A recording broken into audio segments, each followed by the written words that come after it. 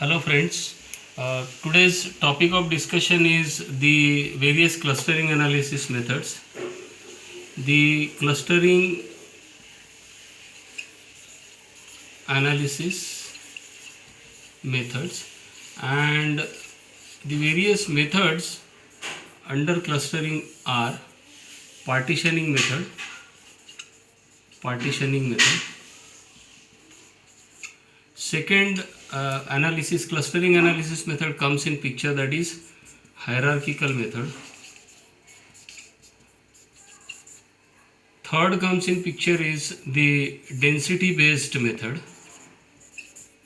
Density based method. And the fourth clustering analysis method is grid based method, right? So these are the four different clustering analysis method comes in picture. So partitioning method, the algorithm which are used here in partitioning method is k-mean or k-midoid. Friends, today's topic of our discussion is the hierarchical method.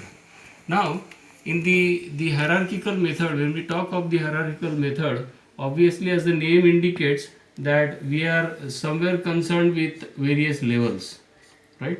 So, the level to trace whether top to bottom or bottom to top, right?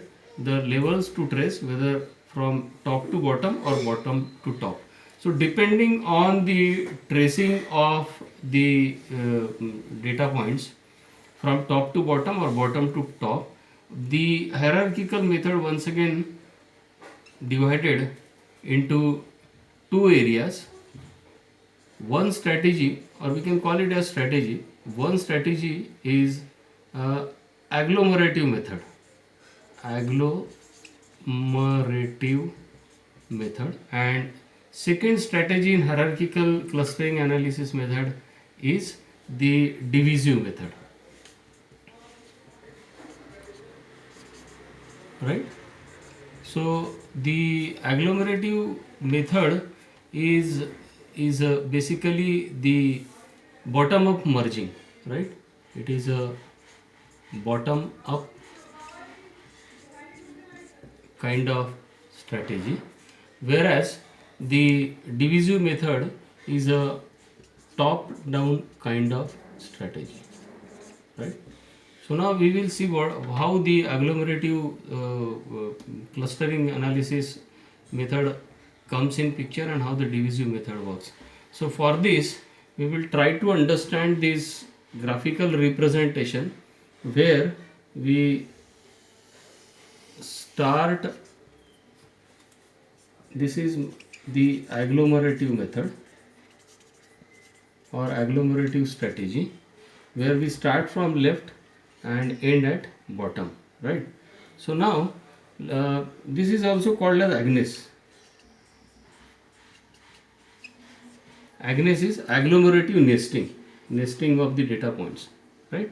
Now if you talk of the divisive analysis, the divisive analysis starts from right and ends at left, right? The divisive analysis starts from right and ends at left, right? This is also called as Diana, that is divisive analysis. Now to understand this, initially what we have is we have 5 data points, separate data points. Initially we have 5 separate data points, right? And whether at the step 0, let's say this is my step 0, this is my step 1, this is step 2, step 3 and step 4. So in this step 1 what we are doing is we are actually clubbing this data point A with data point B, right? So my new cluster would be combination of A and B. Similarly at this step 2 what we are doing is we are clubbing the data point D with E. So we will get the cluster as the combination of D and C. Similarly, in the step C, what we are doing is we are clubbing these data points C with my cluster DC. So the new combination will be like this: C, D, and E. And finally, the cluster AB, we are clubbing it with the cluster CDE to form a single cluster, that is A, B, C, D, and E. Right? So if you talk of agglomerative, what we have found is that initially the individual data points are being clubbed together to form the clusters, and finally we will get a single cluster, right? But if you talk of divisive clustering analysis, it is exact reverse of agglomerative analysis, in which the initially we have a single cluster, right, and then we will start dividing the clusters into multiple. Now the question arises, and there is one more representation to one way to show this representation, and that is what is called as the dendrogram representation. So we will see the dendrogram representation. What we will do in the dendrogram representation is that initially we have the data points like this: A, B, C, D, and E, right? And as we have clubbed the data points initially in the graphical representation, what we will do is we will club A with B, right? In the second step, what we are doing is we are clubbing C with D, and thereafter what we are doing is we have clubbed A with B, D with C. Thereafter what we are doing is we are clubbing this C with DE. We are clubbing C with DE. Sorry, this is like this. Initially D is clubbed with E, right? And thereafter what we are doing is we are clubbing C with DE. And finally what we are doing, we are clubbing AB with CDE, right?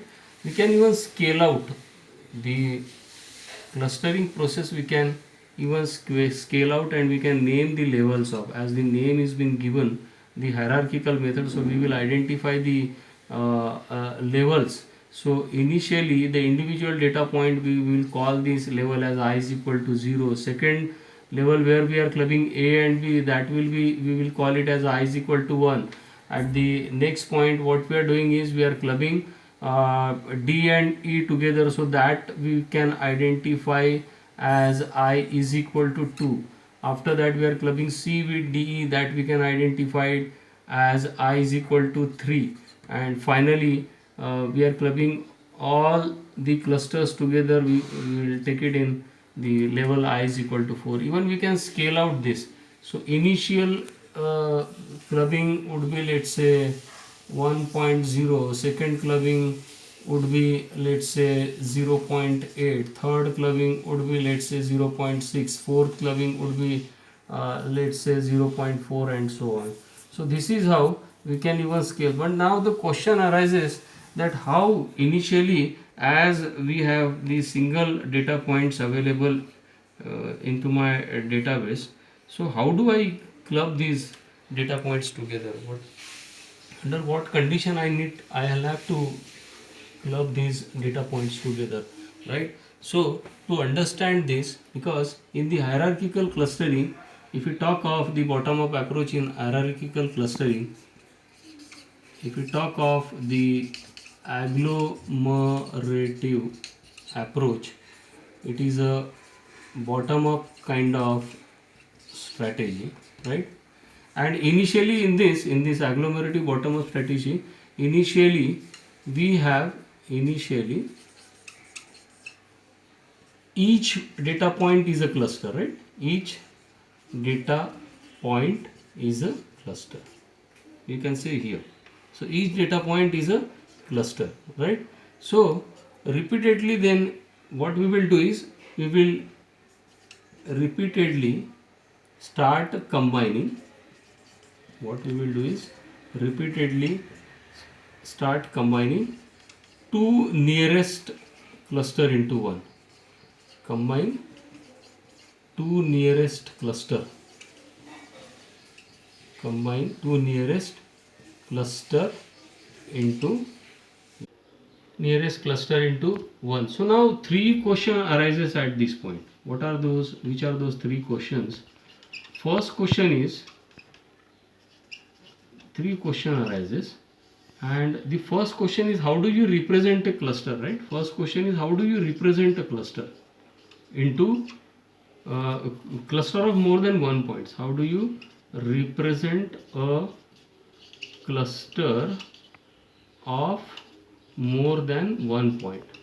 More than one point, right? And second question comes in picture, that is, how do you determine the nearest of cluster? How do you determine the nearest of cluster, right? And second is, third question comes in picture, that when to stop combining cluster. When to stop combining cluster. When to stop combining cluster, right? So if you get the answer of these three, then and then only we could club all the individual data point into the respective cluster. So to understand this, what we will do is, we will take certain data points on a scale. Let us say my first data point is O, represents the data point, right? So first data point is located as A, the coordinate 0, 0.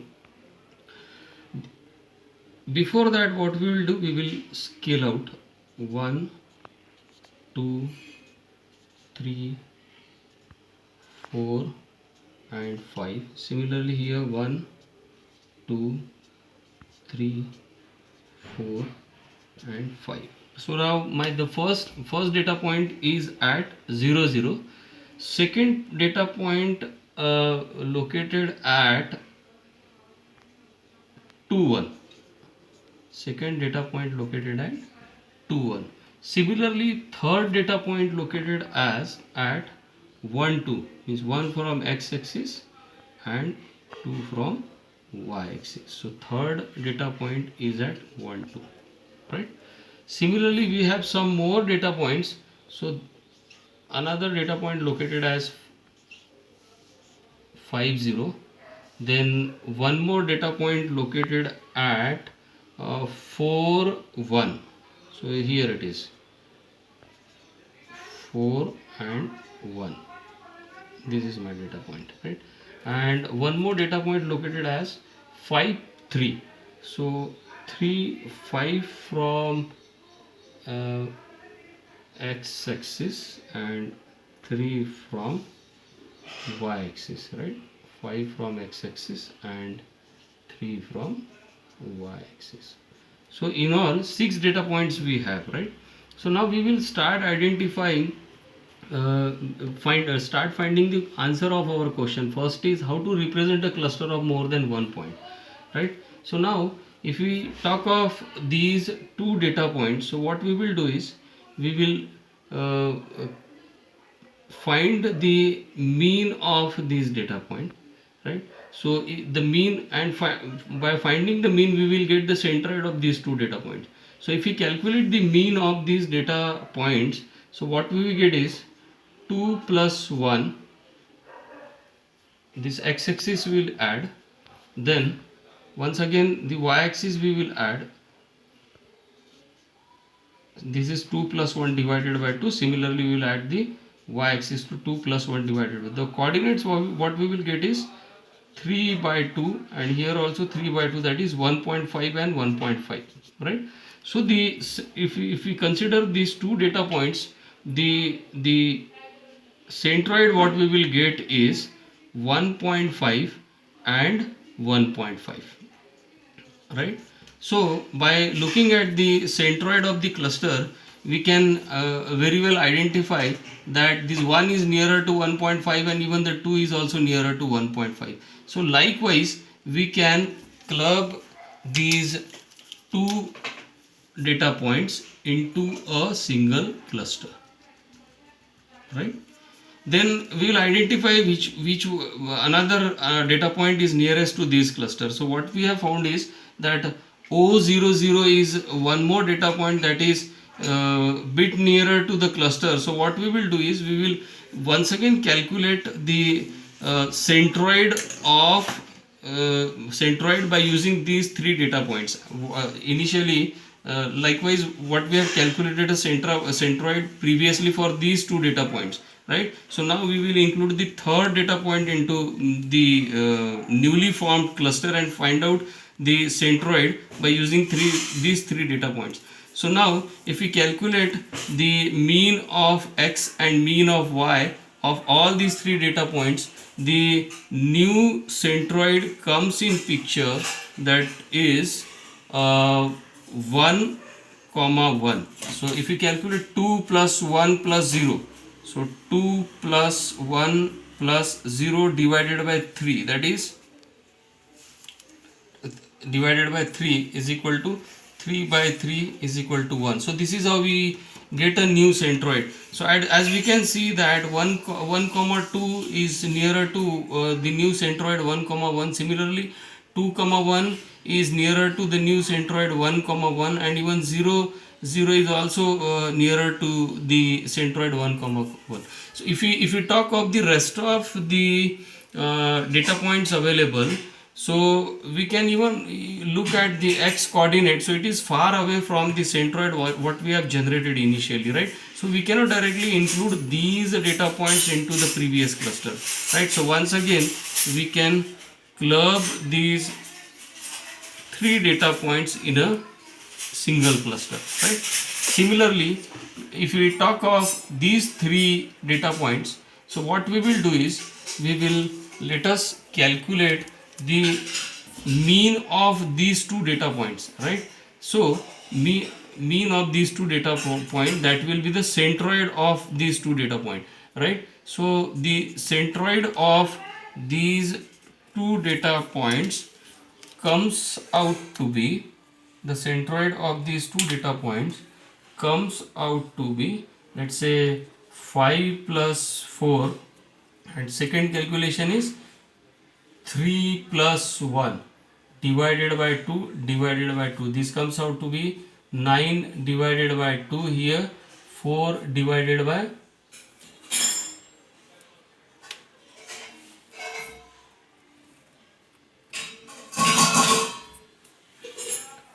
2, right?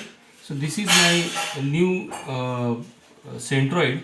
So here what we will get is, let's say 9 divided by it comes out around 4.7, and 4 divided by 2, let's say, right? So this is my new data point. So as we can see that these